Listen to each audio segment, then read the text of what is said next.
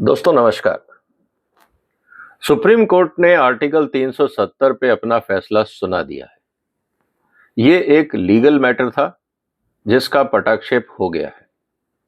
लेकिन अब सबसे बड़ी चुनौती पूरे देश में और हम सब के सामने ये है कि जो कश्मीरी पंडित कश्मीर से माइग्रेट करके देश के बाकी हिस्सों में चले गए हैं, उनको सम्मानजनक अपने घरों तक वापस कैसे पहुंचाया जाए। पूरे देश की जिम्मेवारी है, क्योंकि जिस तरह से उनको अपने घर से पलायन करना पड़ा, ये भारत का एज ए सोसाइटी एक कलेक्टिव फेलियर था। ये बात अलग है कि हमारे राजनेता जिनको हमने चुना वो अपने जिम्मेवारी में फेल हुए थे, और यही कारण था कि कश्मीर में आतंकवाद होता रहा और दिल्ली में जो सत्ताएं थी उन्होंने कोई टफ स्टैंड नहीं लिया। अब ये जब कलेक्टिव फेलियर हो गया तो इसका रेक्टिफिकेशन भी जरूरी है। नहीं तो एक सामाजिक स्थिति के अंदर या एक जिसे हम ये कह सकते हैं कि न्यायप्रिय समाज में एक वर्ग हमेशा तड़पता रहे, परेशान रहे और बाकी अपनी जिंदगी में बिजी रहे, ये उचित नहीं है। हमें उनके दर्द को समझना होगा और उनको उनके घरों तक पहुंचाना होगा। जब 370 की बात हो रही थी, आर्टिकल 370 पे जब कोर्ट में जजमेंट आ रहा था, तो जस्टिस कौल ने संजय कृष्ण कौल ने एक सुझाव दिया था कि जिस तरह से साउथ अफ्रीका में रंगभेद नीति के खिलाफ एक ट्रुथ एंड रिकंसिलिएशन कमीशन की स्थापना की गई थी, जिसने रंगभेद के समय जो लोग मारे गए थे, जेलों में डाल दिए गए थे, घरों से निकाल दिए गए थे, उस समाज को कैसे न्याय मिले, और इसके लिए ट्रुथ एंड रिकंसिलिएशन कमीशन की स्थापना की गई थी। दोस्तों ये बहुत जरूरी है। अब हम उस बीती हुई घटनाओं को वापस अनफोल्ड तो नहीं कर सकते, स्थितियां वापस वो नहीं हो सकती जो बिगड़ गई, लेकिन घावों पे मर्म लगाने का काम तो हम कर ही सकते हैं। हम उनके साथ अपनी संवेदनाएं तो व्यक्त कर सकते हैं, अब हम उनको अपने घरों तक इज्जत से पहुंचा तो सकते हैं। अगर हम ये भी ना कर पाए तो फिर ऐसे सभ्य समाज की परिभाषा हमारे लिए सूट नहीं करती।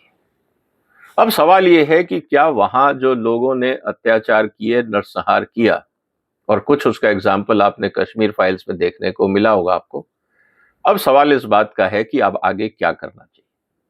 370 का जो मुद्दा था सुप्रीम कोर्ट में, वो एक लीगल मुद्दा था, वो खत्म हो चुका।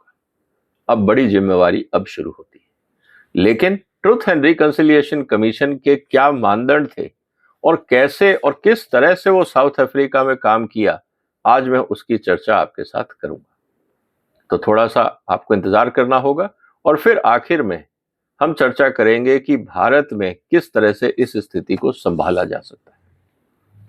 दोस्तों, ट्रुथ एंड रिकंसिलिएशन कमीशन जो साउथ अफ्रीका का था, उसका सबसे इंपॉर्टेंट काम यह था कि एक न्यायालय की तरह उसकी सुरक्षा की गई थी, लेकिन उसका काम था रिस्टोरेटिव जस्टिस।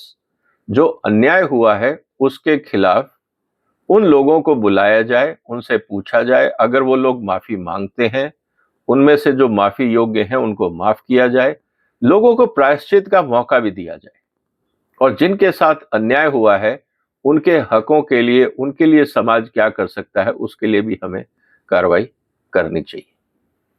और ये 1996 में वहां हुआ, जब वहां पे रंगभेद की नीति का समापन हुआ था। और इसमें 3-4 इंपॉर्टेंट चीजें थी जो मैं आपके सामने पढ़ के सुना देता हूं।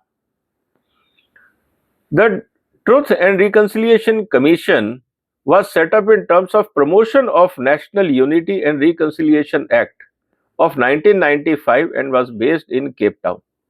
The hearing started in 1996. तो इसके लिए कानून बनाया गया जो भारत सरकार संसद में बना सकती है।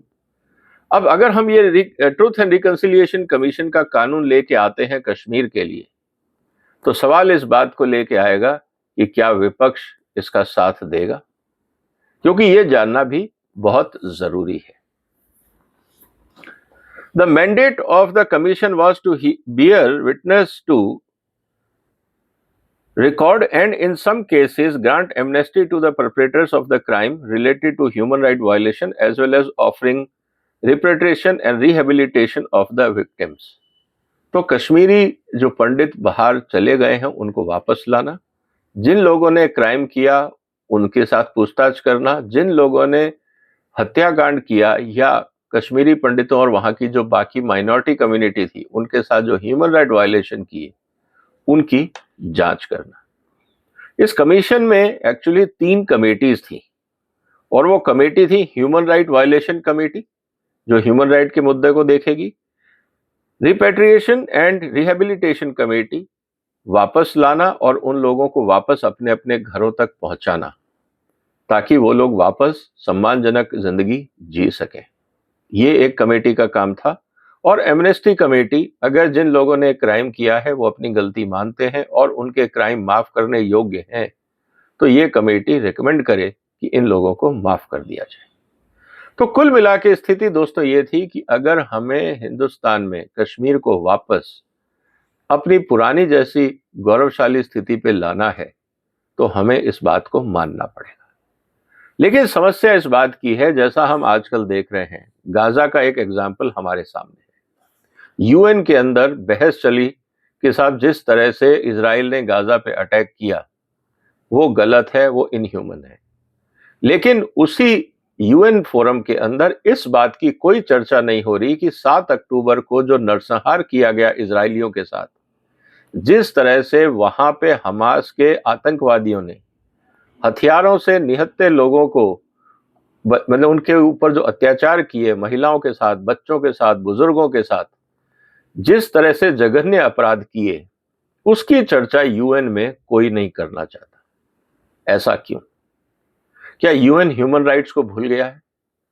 क्या यूएन को ये बात समझ में नहीं आ रही कि ये रिटेलिएशन है? और जब रिटेलिएशन है तो ये तो तभी आप उनको, इजराइल को कंसोल कर पाएंगे कि देखिए हम आपके साथ हैं, आपके साथ जो हुआ वो बुरा हुआ, अब इस लड़ाई को रोका जाए और निर्दोष लोगों की हत्या नहीं की जाए और जिन लोगों ने इजराइल पे आक्रमण किया हम उनके लिए भी सजा का प्रावधान करेंगे और उन लोगों को भी आतंकवादी घोषित करके उनको सही ठिकाने पे पहुंचाया जाएगा।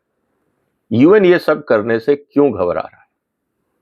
सवाल आज दोस्तों इस बात का है कि जब हम पूरी दुनिया में ह्यूमन राइट्स की बात कर रहे हैं, जब हम लोगों की सुख शांति की बात कर रहे हैं, आतंकवाद के खिलाफ लड़ने की बात कर रहे हैं, लेकिन थ्योरी में या टीवी कैमरे के आगे तो सब बोलते हैं, लेकिन जब एक्शन लेने की बात आती है तो लोग पीछे क्यों हट जाते हैं? आज चिंता इस बात की है, चाहे वो भारत हो, चाहे वो गाजा हो, चाहे दुनिया का कोई और हिस्सा हो, आतंकवाद के खिलाफ जब स्टैंड लेने की बात आती है तो दुनिया एकजुट क्यों नहीं है?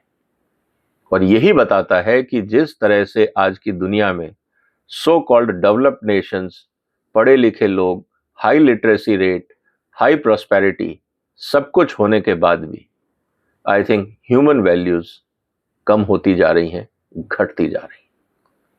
और ये बात हमें समझनी होगी। और अगर हमें कश्मीर में वापस वही अमन शांति लानी है तो हमें कश्मीरी पंडितों को वापस उनके घरों तक सम्मानजनक पहुंचाना होगा। और मुझे पूरी उम्मीद है कि जो कश्मीर घाटी के बचे हुए लोग हैं, वहां पे जो मुस्लिम कम्युनिटी है, वो उनका स्वागत करेगी, क्योंकि आफ्टर ऑल उनके पेरेंट्स भी जनरेशन्स में उनके साथ ही रहे थे। क्या उनको एक अच्छा लगेगा कि पड़ोस में किसी का घर जला दिया गया, उजाड़ दिया गया और आज वो मारे मारे भटक रहे हैं? क्या अगर आपके पड़ोसी के साथ ऐसा हो तो क्या आपकी जिंदगी खुशहाल हो सकती है? मुझे नहीं पता, क्योंकि अगर मेरा पड़ोसी खुश नहीं है और वो दुखी है, उसका असर मेरे घर पे भी आता है, चाहे हम उसको एक्नॉलेज करें या ना करें। तो अब मानव संवेदनाओं की बात है, कानूनी प्रक्रिया तो हो गई, क्या मानव संवेदना में भारत की राजनीतिक पार्टियां एक हो पाएंगी? क्या वहां पे हम कश्मीरी पंडितों को उनके घर तक पहुंचा पाएंगे? मुझे लगता है मेनलाइन टीवी को इस पे डिबेट करनी चाहिए। भारत की जो मेनलाइन सो कॉल्ड न्यूज़पेपर्स और टीवी चैनल्स हैं, न्यूज़ चैनल्स हैं, उनको इस मुद्दे को पूरे जोर शोर से उठाना चाहिए कि क्या 370 में जो निर्णय आ गया उसके बाद कश्मीरी पंडितों की ईमानदारी से घर वापसी होगी? क्या कश्मीर में वापस अमन शांति आएगी? और उसके लिए कश्मीरी पंडितों को उनके घरों तक पहुंचाना पहला कदम होगा। अगर हम वो नहीं कर पाए तो हम कुछ नहीं, एक सिर्फ फेल्ड सोसाइटी कहलाए और इतिहास हमें माफ नहीं करेगा। दोस्तों, आपको क्या लगता है कि क्या कश्मीरी पंडितों को हम लोग अपने घरों तक पहुंचा पाएंगे? और अगर आपका कोई सुझाव है कि भारत सरकार को क्या करना चाहिए, आप यहाँ कमेंट बॉक्स में भी लिख सकते हैं और अपने विचार सोशल मीडिया में पूरी तरह से प्रसारित करें। इस वीडियो को शेयर करें, अपने विचारों के साथ शेयर करें, ताकि समाज में हम एक समरूपता ला सकें कि हमें मिलकर कश्मीरी पंडितों को उनके घर तक इज्जत पूर्वक पहुंचाना है। और उम्मीद है कि पॉलिटिकल पार्टीज और कश्मीर की आवाम, जो वहाँ की नेटिव पॉपुलेशन छूट गई है वहाँ से, और जो वहाँ पे अभी मुस्लिम कम्युनिटी है वैली में खासकर, वो आगे बढ़कर कश्मीरी पंडितों का स्वागत करेंगे और दोबारा कश्मीर को एक स्वर्ग के रूप में स्थापित करने का प्रयास करेंगे। उम्मीद है दोस्तों, इस सेंसिटिव मुद्दे पर आपके विचार जरूर होंगे।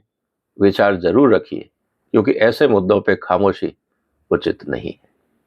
आपने वक्त निकाला, आपका धन्यवाद। फिर मुलाकात होगी एक और महत्वपूर्ण मुद्दे के साथ। तब तक वंदे मातरम।